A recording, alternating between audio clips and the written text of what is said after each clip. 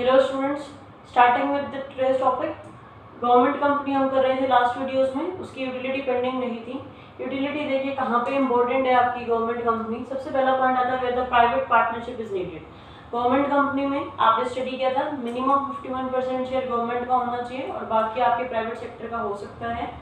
तो उस केस में आपके पास जहाँ पे प्राइवेट पार्टनरशिप जरूरी है वहाँ गवर्नमेंट कंपनी। सेकेंड, आपके पास बहुत सारी एक्टिविटीज जो कि फाइनेंस से रिलेट करते हैं और उनको एनकरेज करना है। देखिए प्राइवेट सेक्टर सबसे ज़्यादा आपके पास ठीक है वो ग्रूम करते हैं बट रिस्क लेने से भी घबराते हैं। तो जब गवर्नमेंट का साथ मिलेगा तो प्राइवेट सेक्टर साथ आने की कोशिश करते हैं।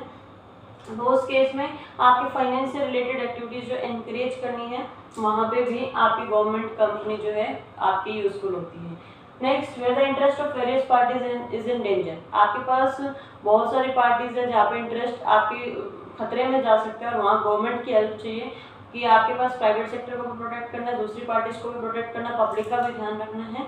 तो वहाँ पे भी आपकी गवर्नमेंट कंपनी यूजफुल होती है।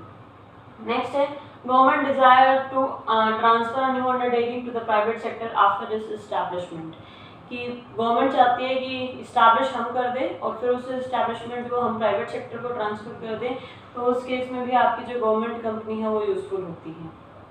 जॉइंट सेक्टर की अगर हम बात करें, जॉइंट सेक्टर नाम से क्लियर है, जॉइंट सेक्टर जहाँ पे पब्लिक और प्राइवेट दोनों सेक्टर मिलकर के काम करते हैं आपके पास पर्टिकुलर पर्पस के लिए।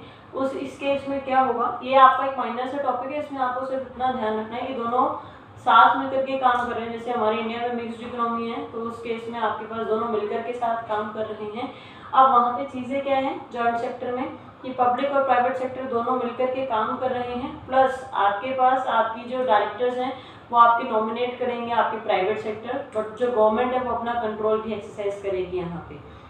और उस केस में आपकी जो सेंट्रल गवर्नमेंट है उन्होंने आपके पास तीनों का प्रोपोर्शन बनाया हुआ है कि जो गवर्नमेंट है उसका मिनिमम शेयर रहेगा 26% और आपका जो प्राइवेट एंटरप्राइजेज है उसका मिनिमम शेयर रहेगा 25% और पब्लिक एंड फाइनेंशियल इंस्टीट्यूशन का जो है वो बाकी शेयर बच गया। यानी कि यहाँ तक आपके पास ये बन गया है आपका कितना 51%।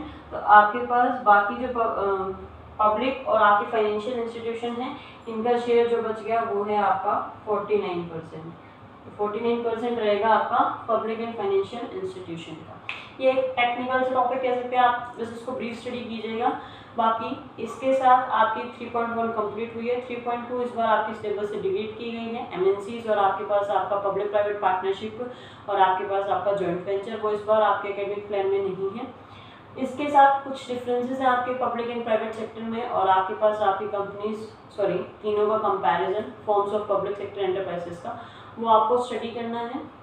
और यहाँ तक आपने जो भी स्टडी किया उसको डाउट हो तो please you can ask on my personal board. Till then stay home, stay safe, thank you.